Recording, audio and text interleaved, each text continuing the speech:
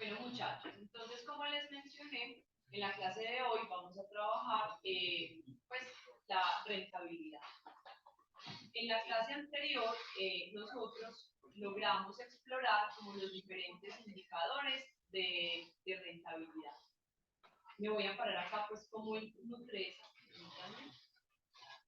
y logramos calcular pues como todos los márgenes, la rentabilidad sobre el patrimonio calculada sobre la utilidad antes de impuestos, que recordemos, según las relaciones de rentabilidad, vamos a comparar con KD, vamos a tener el ROE con utilidad neta, que comparamos con KE, y tenemos el RONA, que vamos a comparar con el WACC. Entonces, como no tenemos esas bases de comparación, lo que vamos a hacer en este momento es hacer un cálculo aproximado del KD, KE y WACC para esta compañía. Debo decirles que este WACC es un WACC aproximado. Si ustedes van y se fijan en Bloomberg, en la información de Nutresa, seguramente ese WACC va a ser muy distinto al mío, porque yo lo estoy calculando con base en información externa de la firma. Y eso significa que voy a utilizar información de mercado. Entonces, es una manera aproximada de conocer el WACC. Ya ustedes, sobre todo los financieros, cuando lleguen a finanzas corporativas, hay un capítulo específico del cálculo del WACC de una compañía cuando yo ya conozco la información de la firma. Digamos que acá yo tengo información externa y por tanto me comporto como un analista externa de la firma. ¿Listo? El método pues está completamente documentado, o sea, no fue que nosotros lo inventamos, y va a estar reflejado en la presentación que les mencioné hace un momento.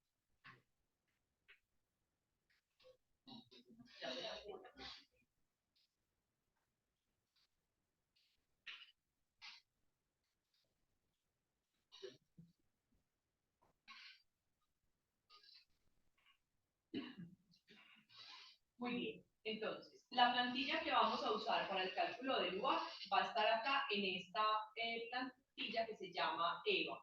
¿Listo? Enseguida, pues yo voy a hacerles unos cambios sobre esta, porque es una compañía colombiana, entonces vamos a ir mirando qué es lo que vamos a hacer. Listo. Entonces, el costo promedio ponderado de capital es muy importante para nosotros porque va a medir cuál es el costo de las fuentes de financiación que utilizó la compañía para adquirir sus inversiones. Entonces, ustedes deben recordar que nosotros calculamos, pues, o hablamos más bien de las decisiones de inversión, que están por acá, activos corrientes y no corrientes, y las decisiones de financiación, que dividimos en recursos externos y recursos propios. ¿Listo? Dijimos que los recursos externos iban a tener un costo. Sí. Específicamente, la deuda financiera tiene un costo que se va a llamar KD. Por favor, auditen que lo que diga y lo que escriba sea lo mismo. ¿Listo? Y los recursos propios, que son los aportes de los dueños del negocio, también tienen un costo que se va a llamar KD. El KD dijimos que era la tasa de interés de la deuda. ¿Listo? Y el KE es la rentabilidad mínima que exigen los inversionistas, pues, o los socios. Ese KE representa el costo de oportunidad. Es decir, el inversionista tiene unas diferentes opciones para invertir su dinero. La mejor alternativa de inversión es lo mínimo que él me va a pedir a mí. Él deja de invertir en un lugar, invierte conmigo, pero me va a exigir como rentabilidad eso que por allá dejó de percibir. ¿Listo? Entonces dice, mide el costo promedio ponderado de todas las fuentes de financiación de la compañía, valora el costo de los pasivos, que ya sabemos que lo vamos a llamar como KD, y asume a los accionistas como acreedores, es decir, ellos me van a exigir una rentabilidad. asume el costo de cada una de las fuentes de financiación, que es el costo de la deuda y el costo del patrimonio. ¿Para qué sirve el UAC? Tiene múltiples usos. Para los que ya vieron ingeniería económica o la están viendo, es la tasa de descuento para valorar financieramente las inversiones. Entonces, cuando ustedes les explican el valor presente neto, el valor, o bueno, un valor presente, para no irnos como tan lejos, el valor presente es a cuánto equivale hoy una cuantía futura. Y para eso yo necesito traer a valor presente ese dinero futuro, traerlo a valor presente. En cristiano, piensen que lo que estamos haciendo es lo siguiente. Pues voy a explicarles este puntito. Imagínense que estamos hoy, y realizamos un desembolso, una inversión de 100 pesos, para no hacerlo muy largo. Y nosotros en el futuro vamos a recibir dinero, ¿sí o qué? Muy bien. Entonces, si yo quiero traer, por ejemplo, esta tasa de descuento que está en el periodo, perdón, esta cuantía que está en el periodo 2, traerlo a valor presente, ¿qué tengo que hacer? Pues la fórmula de valor presente es el flujo, en este caso, el valor presente sería el flujo de caja del año 2 sobre 1 más una tasa de descuento, se llama tasa de descuento, a una tasa que se expresa en porcentaje que permite traer un valor que está en el futuro a valor presente. ¿Listo? Si estamos en el periodo 2, ¿cuántos periodos deben transcurrir para que esa cuantía de 2 llegue a 0? Entonces tengo que traerla para el periodo 1 y luego para el periodo 2. El profe de ingeniería económica seguramente les habla que son como 2 montañitas. ¿Listo? Entonces, esto lo elevo a la 2. ¿Listo? Ahí, ¿qué hice? Traer el flujo de caja que yo voy a recibir dentro de 2 años. Si no lo recibiera ahí, sino que lo recibiera hoy, ¿cuánta plata voy a recibir? ¿Listo? Esa tasa de descuento, cuando hablamos de proyectos, es lo que se va a utilizar ahí. En esa tasa de descuento específicamente se utiliza el UAC, que es, el UAC es, para en términos de inversiones, es la tasa con la que estoy, el costo ponderado de las fuentes de financiación, pero al mismo tiempo, como es el costo ponderado, es la tasa mínima de rentabilidad que tienen que tener las inversiones. Es decir, para comprar esos 100 pesos, el UAC fue del 20%, yo podría aceptar que esa inversión rente el 18%, ¿no? Como mínimo, ¿cuánto tiene que rentar? Como mínimo, el UAC, el 20%.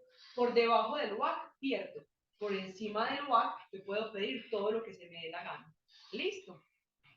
Entonces, por eso se llama la tasa de descuento para las inversiones, para calcular el flujo de caja libre o un valor presente neto.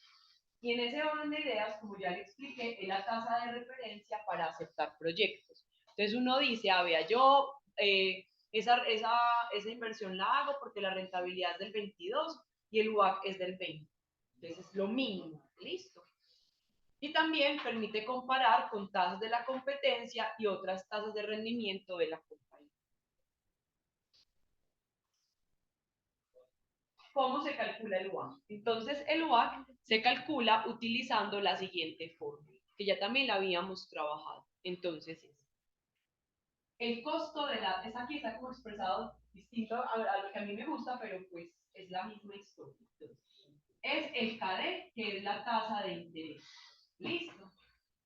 Esto que voy a poner en azul, la división entre pasivos sobre pasivos más patrimonio, ¿no se les parece como a un análisis vertical? ¿Se acuerdan que el vertical dividíamos el porcentaje de pasivos sobre los activos totales para decir qué porcentaje de los activos son financiados con recursos propios o recursos externos? Listo, esto es análisis vertical y es porcentaje de los pasivos. Análisis vertical. ¿Qué? La estructura de financiación. En la estructura de financiación. Y se van a dar cuenta que la semana entrante que veamos endeudamiento, ese indicador se va a llamar nivel de endeudamiento. ¿Listo? Muy bien.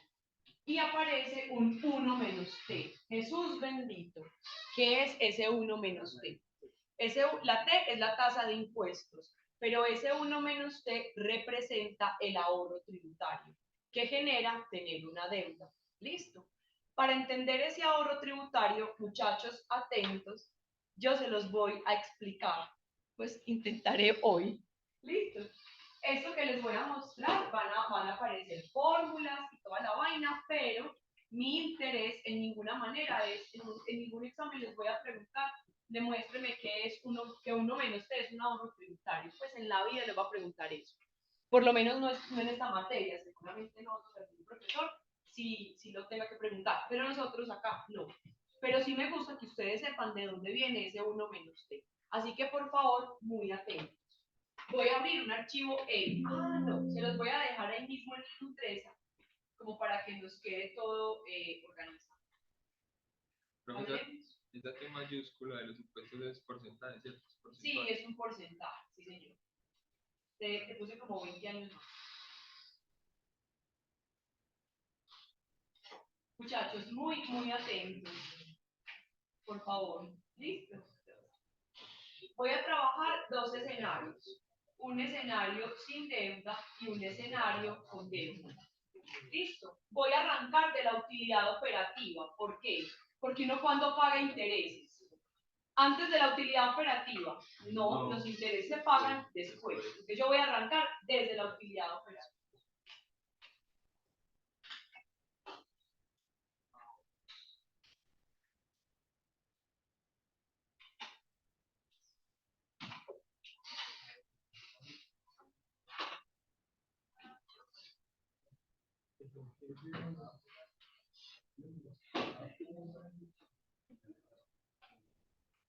Listo, muchachos. Entonces, utilidad operativa para los dos escenarios va a ser la misma historia, 10.000.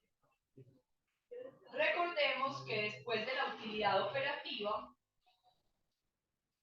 uno que hace suma ingresos no operativos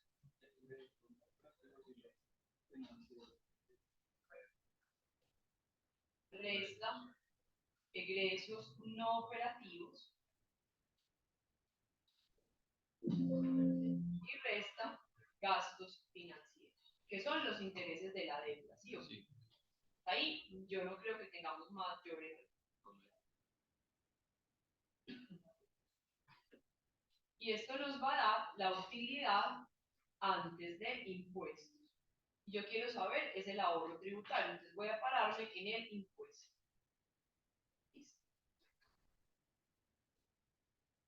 Listo.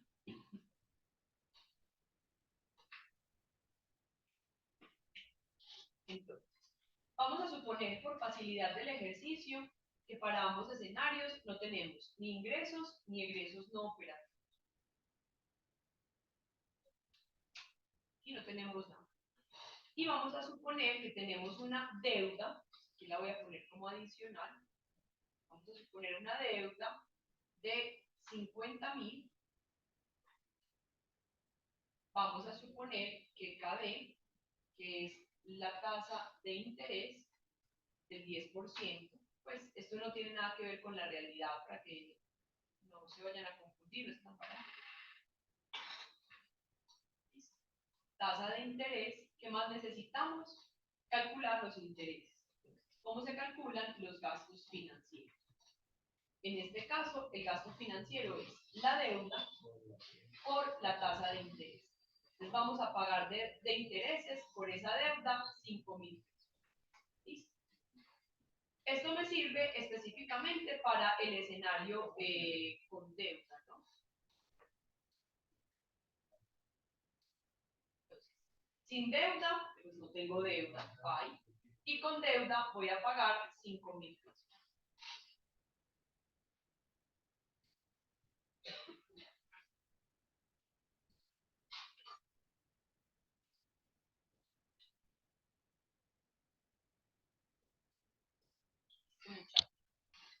Ahora, utilidad, bueno, antes de seguir voy a ir indicando como unas fórmulas, se las voy a poner acá como en ecuación para poder preservar el archivo. Entonces nosotros, pues aquí acabamos de calcular que los gastos financieros, los voy a poner mejor así.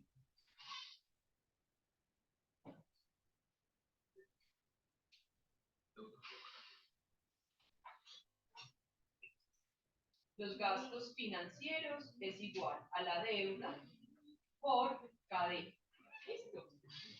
Vayan dejando esas formulitas, las voy a ir poniendo en azul porque luego las voy a necesitar. Calculemos la utilidad antes de impuestos. Entonces, en este caso es utilidad operativa más ingresos no operativos, menos egresos, menos gastos financieros, es la misma historia. Y vamos a asumir una tasa de impuestos del 30%, también como por facilidad del ejercicio.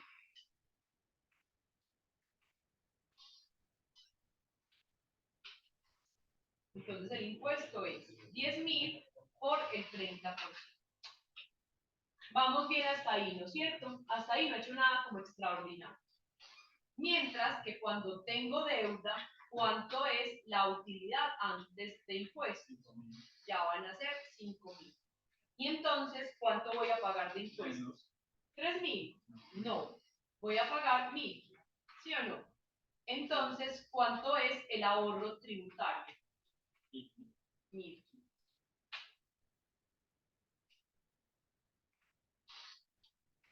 Ese es 3.000 que quería, pues que tenía la intención de pagar, pero como tengo deuda, terminé pagando 1.000. Ahora, muchachos, lo que vamos a hacer es conceptualmente entender de dónde provienen esos 1.000.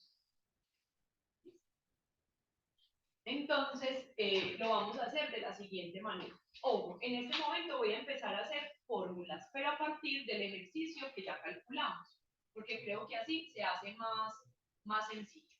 Por favor, muchachos, si no me van entendiendo en alguna parte del concepto, con tranquilidad pregunten. Ah, esto me lo explican después, no nada. Este es el momento. ¿Listo? Muy bien. Entonces, ¿cómo se calcula conceptualmente? Entonces acá, formulación. Vamos a ver cómo se saca eso. Entonces, ¿cómo calculamos el ahorro tributario? Si ustedes miraron, lo que hice fue restar. Acuérdense que voy a ponerlo ya como en términos de fórmula, ¿no es cierto? Entonces, ese ahorro tributario lo calculé como el impuesto sin deuda menos el impuesto con deuda. ¿Me sigue? Sí. Ahorro tributario es igual al impuesto sin deuda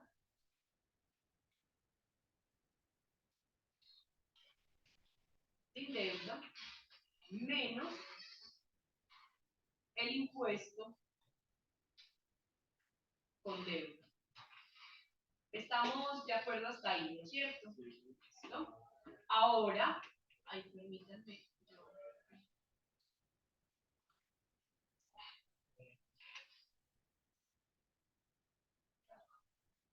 Ahora, vamos a calcular el impuesto sin deuda.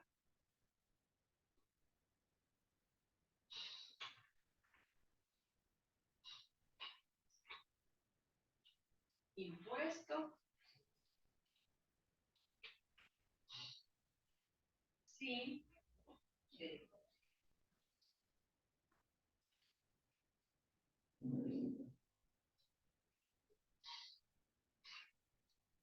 ¿Cómo calculamos el impuesto sin deuda? Entonces era la utilidad operativa, ¿sí o no? Y aquí no tenía nada más. Entonces era la utilidad antes de impuestos, que en este caso es igual a ¿quién? A la utilidad operativa, ¿sí o qué? El impuesto sin, ya sabemos que es sin deuda,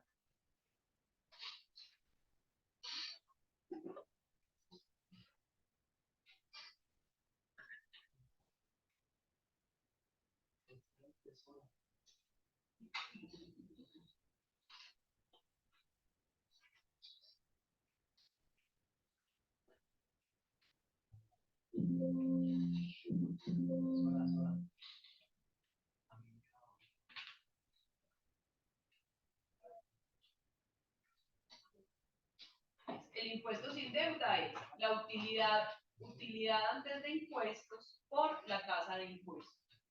En este caso, como no tengo deuda, la utilidad antes de impuestos es igual a la utilidad operativa. Teniendo en cuenta eso, entonces me va a quedar que el impuesto sin deuda es la utilidad operativa por la tasa de impuestos. ¿Sí o qué? Ahí tampoco hay como mucho lío. Ahora, calculemos el impuesto con deuda.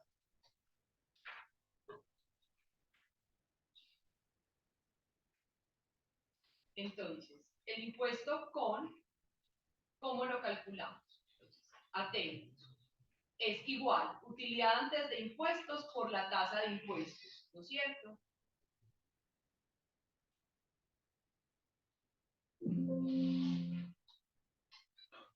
Esperen, que hoy como el Excel está peor que yo. Voy a dejar eso acá como aparte.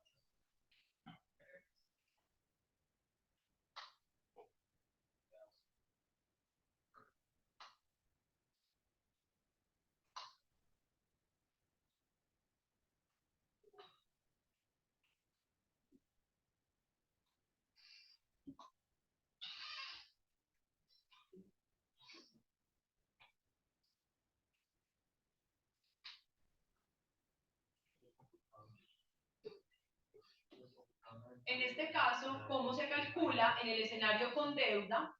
¿Cómo se calcula la utilidad antes de impuestos? Entonces recuerden, en este caso era a la utilidad operativa que le restamos los gastos financieros. Entonces es utilidad operativa menos gastos financieros.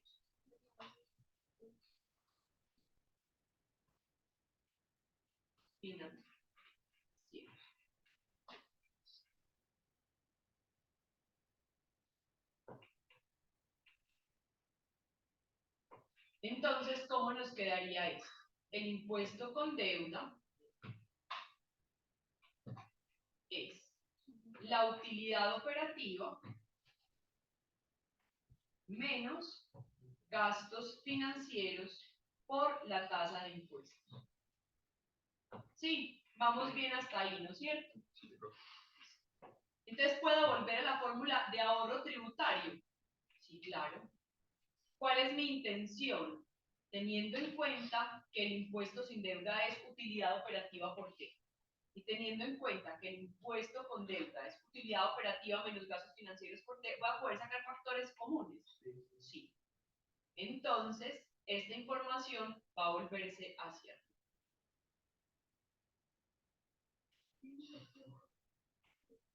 Esta es la demostración del 1 menos T. Sí, esa es. Entonces, ¿cuál es el impuesto sin deuda? Utilidad operativa, la voy a llamar de una vez O, por la tasa de impuestos. Menos. ¿Cuál es el impuesto con deuda? Abrimos paréntesis. Utilidad operativa menos gastos financieros por la tasa de impuestos. Vamos bien hasta ahí, ¿no es cierto? Sí. Para que no se vayan a perder, lo que estoy haciendo es traerme como esta información para acá.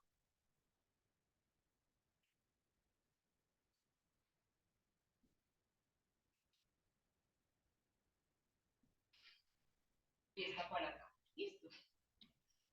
Muy bien. ¿Puedo sacar factor común? Sí. ¿Cuál es el factor común? Utilidad operativa, ¿no es cierto? Ah, bueno, pero antes los voy a destruir. El paréntesis. Entonces me queda menos utilidad operativa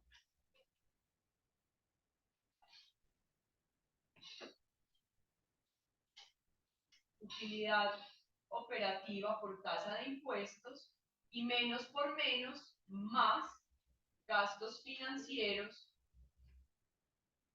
por tasa de impuestos.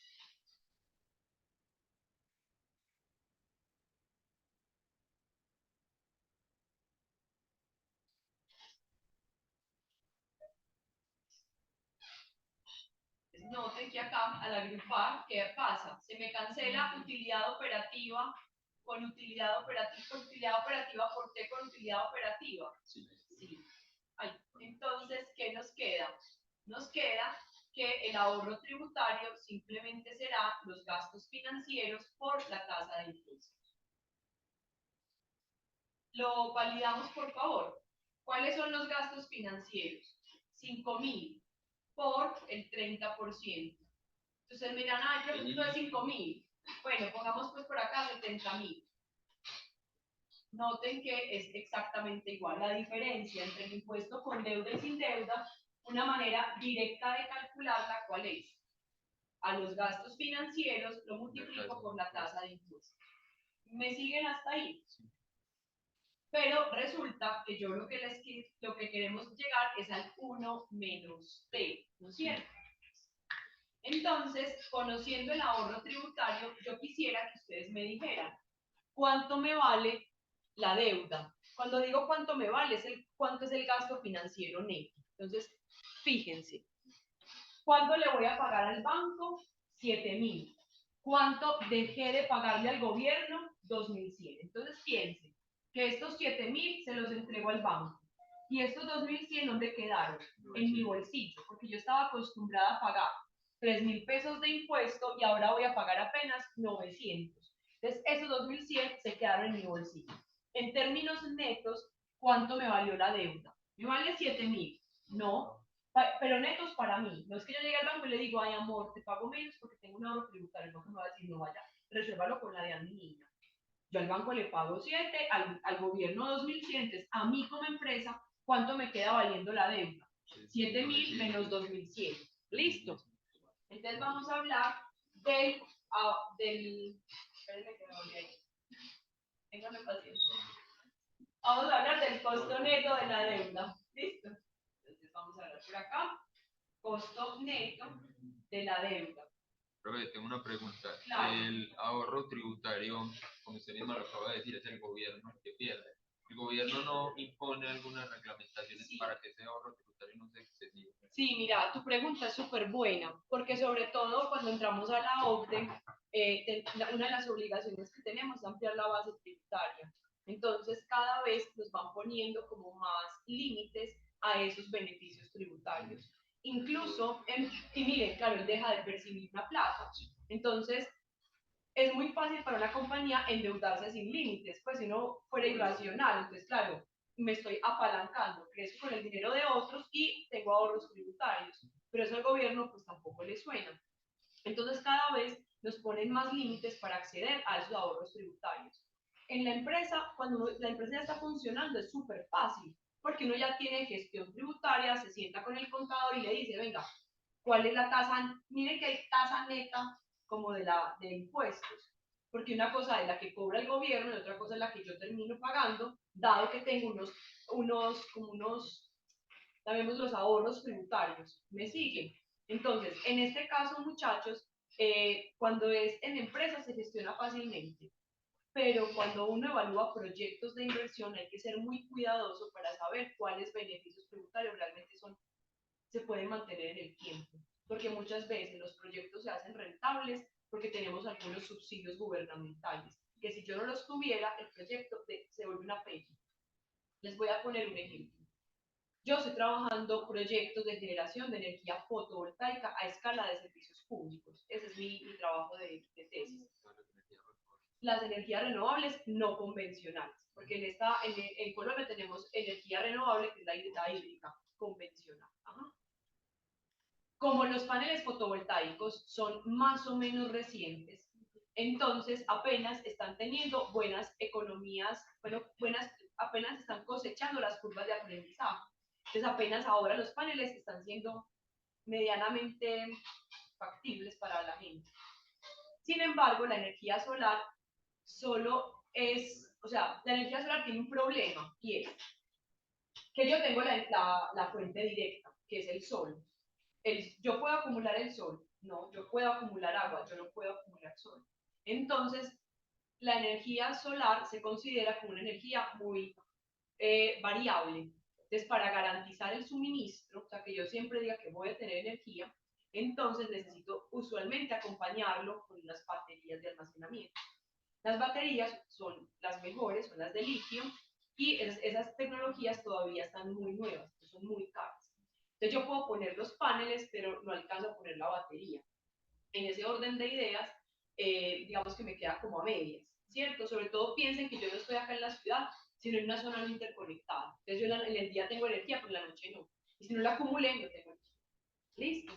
Entonces, lo que hace el gobierno es que pone exenciones tributarias para la inversión. Hay un montón de, o sea, hay una ley que establece cuáles van a ser las exenciones para esas inversiones. Entonces, pregunta, ¿yo las debería considerar en mi tesis? Claro, sí. Porque es que Petro es pro transición energética. Listo. Pero si fuera Donald Trump, no, la pensaría dos veces, porque Donald Trump niega el calentamiento global y en consecuencia no ve que esas energías sean una solución para el sistema. Listo. Entonces fíjense que es muy importante reconocer si el ahorro sí se puede dar en el tiempo, definitivamente no. Sobre todo en proyectos de inversión. Digamos que en empresas es más fácil, porque ya el contador me dice, yo ya las gané. Ya al final del año me dijeron, mire, la tasa era el 35 y logramos una tasa de efectiva de impuestos del 30. Ah, ganamos 5 puntos. Súper. Ya me lo gané. Listo, muchachos. ¿Cuál es el costo neto de la deuda? Entonces, el costo neto de la deuda lo vamos a calcular así. Es igual a los gastos financieros, ¿sí o no? Entonces, en este caso, 7.000 menos el ahorro tributario. ¿Listo? Noten que acá no les estoy colocando signos, si es positivo o es negativo, no.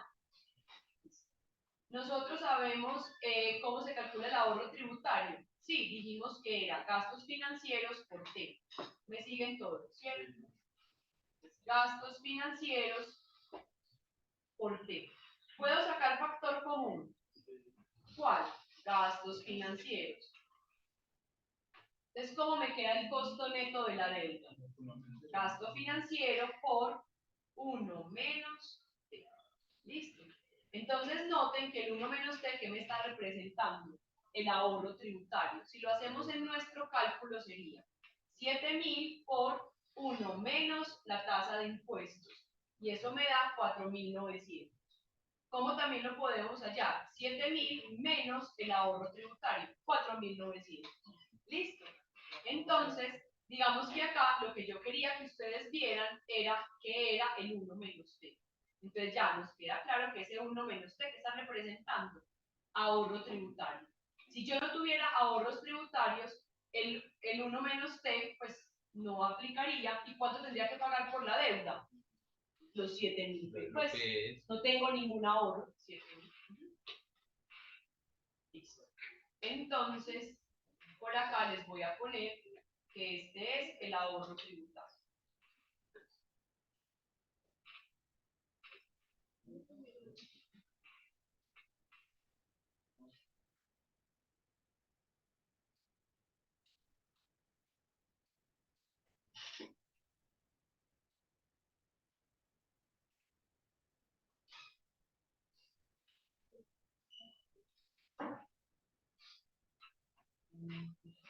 Listo, muchachos. Y les recuerdo que este ahorro tributario me lo traje para esta fórmula.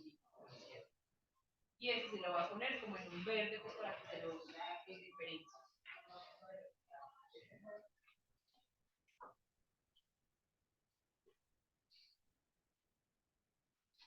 Listo. Entendemos el concepto. Recuerden, yo jamás de los jamases les voy a pedir que me digan que 1 menos T es un ahorro. Lo que quiero que ustedes visualicen, pues es como que efectivamente el 1 menos T representa un ahorro tributario.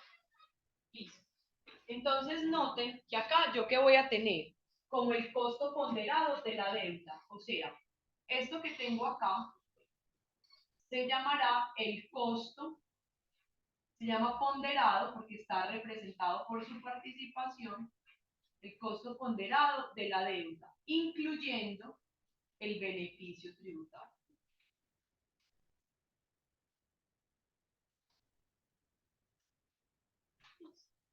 Por el otro lado, la parte azulita, lo voy a poner como en azul, representa el costo ponderado de los recursos externos, propios, perdón, costo ponderado de los recursos propios.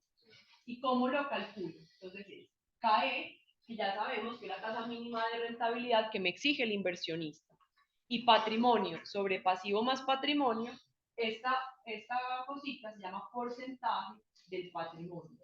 ¿Listo? Recuerden que también sale el análisis vertical y era qué porcentaje de los activos están siendo financiados con recursos propios. ¿Listo? Muy bien. A partir del otro momento, de lo siguiente, les voy a explicar cómo calcular KD y KE y el WACC a partir de un método aproximado. Acá de nuevo les digo que ya el método pues más refinado lo vamos a encontrar para los financieros en finanzas corporativas. ¿Qué es el costo de la deuda? Entonces, el costo promedio, el KD, se llamará el costo promedio ponderado de los pasivos. Es el costo que paga la empresa a sus acreedores. Noten que cuando lleguen a corporativa les van a explicar que uno puede tener diferentes deudas. Yo puedo tener una deuda con el Banco de Occidente, una deuda con Bancolombia, una deuda en dólares, otra en pesos, listo. Digamos que acá no alcanzamos a ese nivel de detalle, entonces vamos a asumir como si tuviéramos un solo costo de la deuda. ¿Listo? Y en este caso lo que vamos a hacer es calcular ese costo de la deuda mediante una calificación sintética del endeudamiento de la empresa. ¿Listo? Por el otro lado, vamos a calcular el CAE, que es el costo de capital propio. Va a representar la remuneración que esperan los inversionistas y lo vamos a calcular a través de un método que se llama el método de valoración de activos financieros o CAPM, que algunos, los financieros, pues ya seguramente están viendo o ya vieron en teoría de las finanzas. Para los que no, el método es muy sencillo conceptualmente hablando. Miren lo siguiente. Imagínense, muchachos, que nosotros somos unos inversionistas y que esos inversionistas, pues tenemos varias alternativas de inversión. El primer piso de inversión lo vamos a llamar RE. Entonces, atentos como a esta explicación. Imagínense, lo voy a poner acá como una línea. ¿Listo? En ese piso de la línea va a tener como un piso y un primer techo. En este piso vamos a tener RF. RF es la rentabilidad del activo libre de riesgo.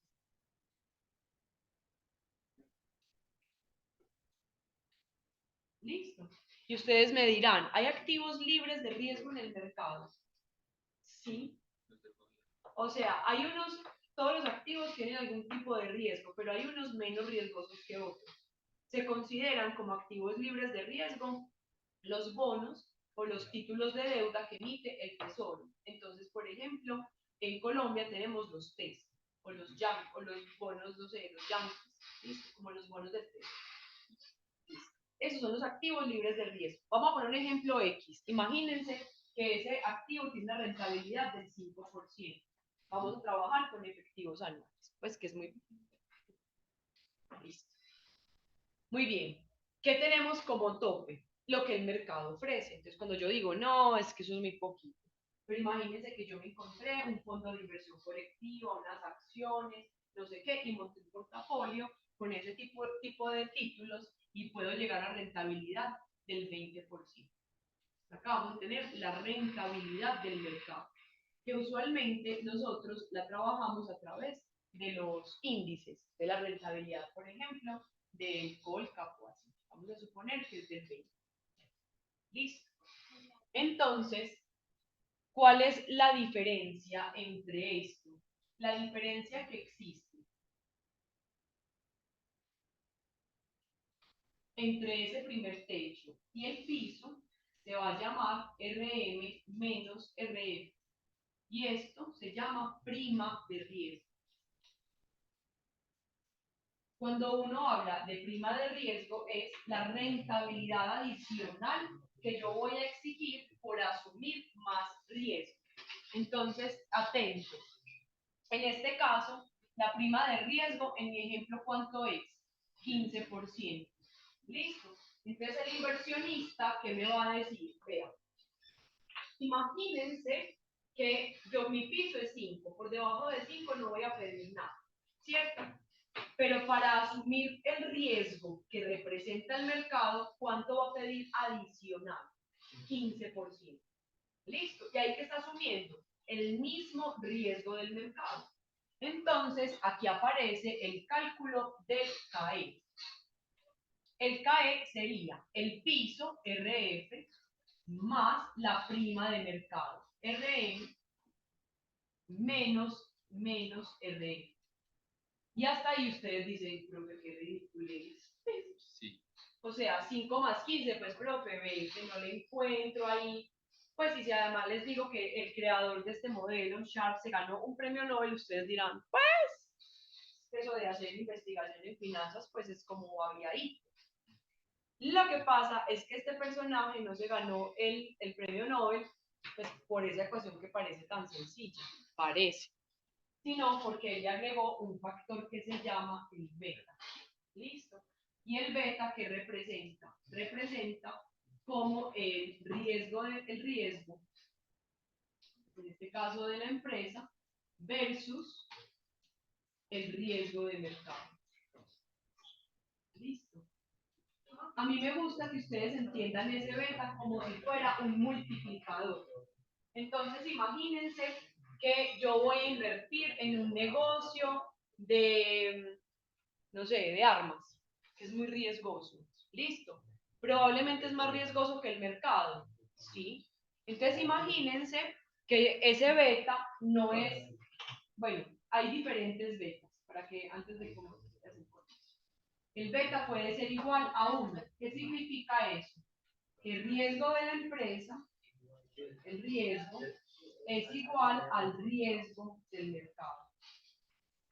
Si el beta es igual a 1, ¿qué significa? Que el inversionista va a pedir el piso 5% más una vez la prima de mercado. Eso es 1 por 15. ¿Cuánto me da? 15. Y 15 más 5, ¿cuánto me da? Pues 20. Entonces, cuando el negocio tiene igual riesgo que el mercado, el inversionista, ¿cuánto va a exigir de remuneración? El 20, lo mismo que el mercado. ¿Listo? Pero ese beta puede ser mayor a 1. ¿Y eso qué representa? Que el riesgo de la empresa es mayor al riesgo del mercado. Y en ese caso, el inversionista se conforma con el 20. No, imagínense que el riesgo, ese beta me da 2. Entonces, ¿uno cómo lee eso? ¿Que cuál es el piso? 5. Y el inversionista me va a decir, como usted es más riesgoso, deme 2 veces la prima de mercado. Eso es 2 veces por 15, porque la prima me dio 15, ¿sí o qué? 2 por 15, 30%. 30 más 5, 35. O sea que el inversionista me puede pedir más del 20. Sí, claro. ¿Cuándo? Cuando el beta es mayor a 1. Y me pide lo mismo que el mercado cuando el beta es igual a 1. ¿Me siguen hasta ahí? Ahora, imagínense que el beta puede ser menor a 1, ¿sí? Cuando el riesgo de la empresa es menor al riesgo del mercado. Riesgo de la empresa es menor al riesgo de mercado. Una empresa muy establecida. Okay. ¿Señor? Una empresa muy establecida, que ya no, tiene... es que el riesgo de la empresa depende de muchos factores que nosotros no podemos diversificar.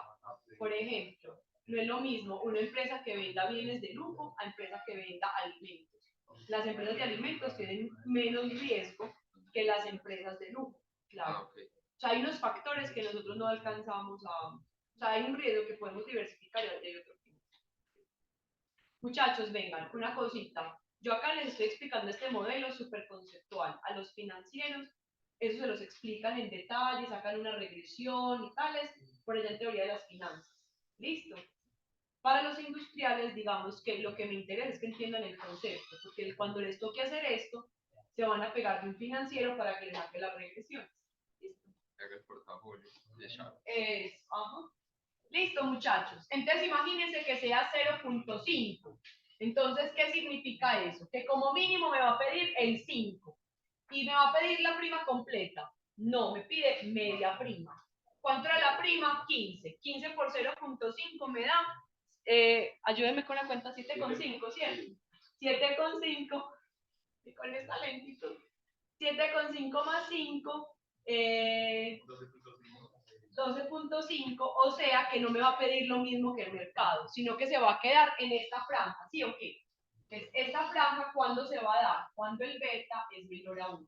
Noten que nunca voy a pedir nada por debajo del riesgo, de la rentabilidad del activo libre de riesgo. ¿Entendemos el concepto? Listo. Voy a terminar ya acá, pues porque ya vi que el archivo lo vamos a trabajar la semana. Entonces, digamos que acá, ¿cómo va a ser nuestro procedimiento? Vamos a utilizar esa información. Yo les voy a mostrar el primero para que ustedes visualicen cómo lo vamos a hacer. Y parece como muy lleno de detalles, pero va a salir fácil. Y por eso prefiero dictárselo desde ahora, para que ahora todavía tenemos tiempo como de más calma. Entonces, vamos a trabajar con esta ecuación. Chicos, atentos. Yo no voy a hacer regresiones, nada, pues porque no hace parte de este curso. Entonces, ¿qué es lo que vamos a hacer? Vamos a traer información del mercado norteamericano. ¿Listo? Entonces, ¿qué hacemos? Para calcular KE, vamos a utilizar el modelo CAPM. ¿De dónde hallamos RF? Es el rendimiento del activo libre de riesgo. ¿Qué es este? Ya se los expliqué, es la prima de mercado, ¿cierto? Entonces dice la rentabilidad adicional, prima de mercado es lo adicional que estoy pidiendo por asumir riesgos.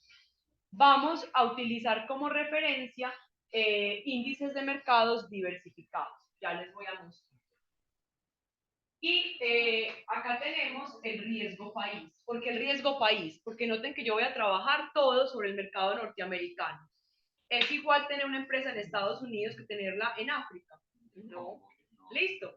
¿En Estados Unidos y en Colombia? No. Entonces, a esa ecuación que viene del mercado norteamericano, le vamos a sumar a ese modelo el riesgo país. Entonces, es la rentabilidad adicional que el inversionista me exige por asumir el riesgo de un país específico. ¿Listo?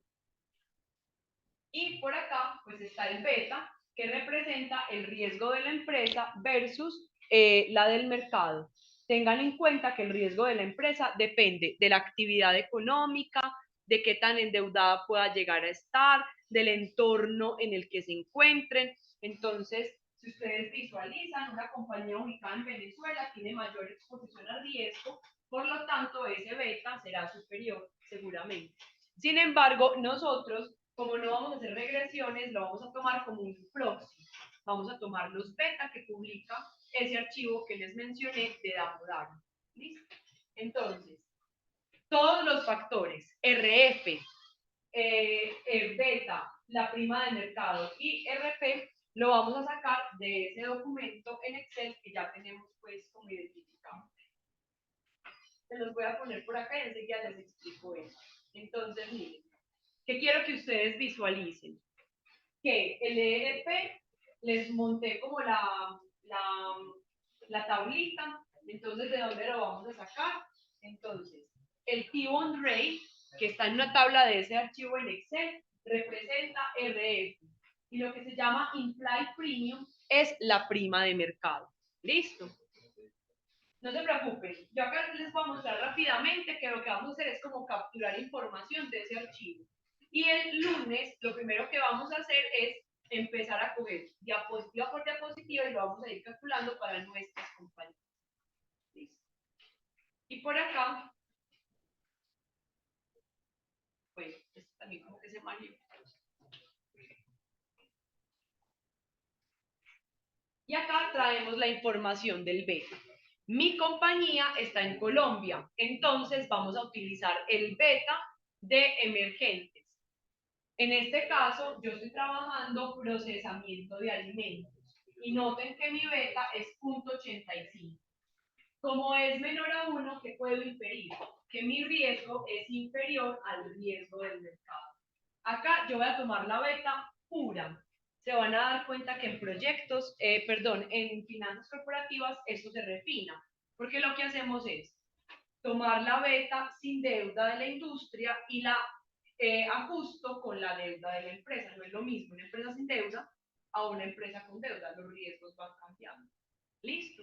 Entonces miren que ahí ya tendríamos todo, el RF, el beta y la prima de mercado. Esto como para contarles que como la mayoría de los financieros viene de teoría de las finanzas, no quiero que se vayan peliparados pensando en que tienen que volver a correr la regresión. En esta materia pues no alcanzamos pues como a ese nivel de detalle, entonces lo tomamos a través de unos aproximados. Listo. Muchachos, voy a dejar acá. Vayan en paz, no pequen más. De nuevo, mil disculpas.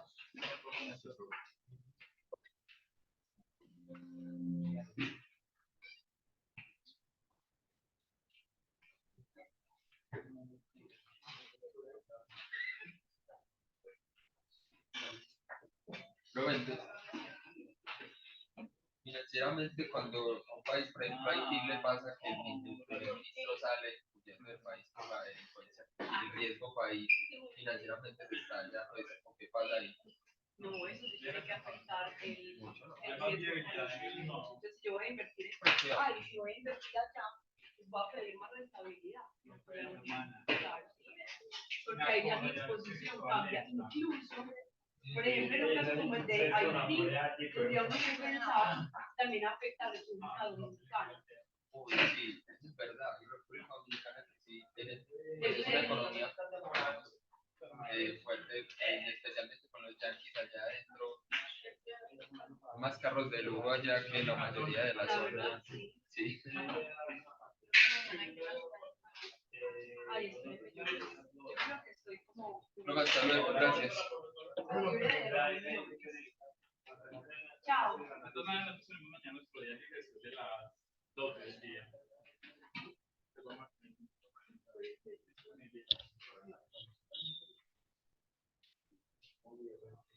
Bien, es que no se me va, pues es que lo que quedo es como aturdida, como embobada, como ida, como ida. Yo que tengo un montón de clases ahí, hasta que me den martes. Hasta las 10. No, es que me pasa. No sé, antes a mí me dio un ataque de eso, me dio una semana por estrés. Estaba trabajando en la industria. Pero, sí, a mí me dio por estrés, pero era muy duro, porque imagínense que yo me paraba y tenía que sostener los números, era horrible. Y ahí sí me mandaron como que un desequilibrio. No, mira, yo así me da. Por ejemplo, la primera vez que me dio tan fuerte, yo le decía a mi mamá, mamá, está temblando.